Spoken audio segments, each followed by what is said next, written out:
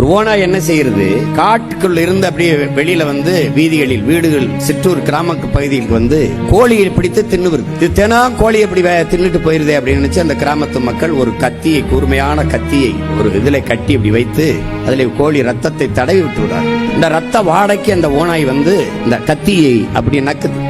அது நக்கும் போது நாக்கு அறுபட்டு ரத்தம் கொட்டுது.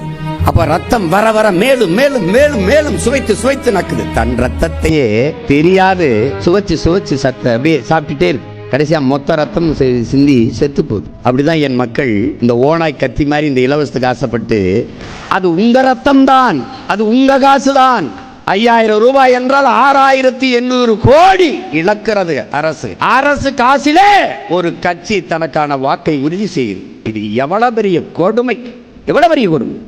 வாக்குக்கு 2000 காசு கொடுத்து உங்களுக்கு சேவை செய்ய ஒருவன் வருவானா? மக்களுக்கு சேவை செய்கிறவன் எதுக்கு காசு தருகிறான்? அந்த இடத்தில் முதலீடு செய்பவனின் லாப தேவைதான் இருக்கும். மக்கள் சேவை செத்து போகிறது.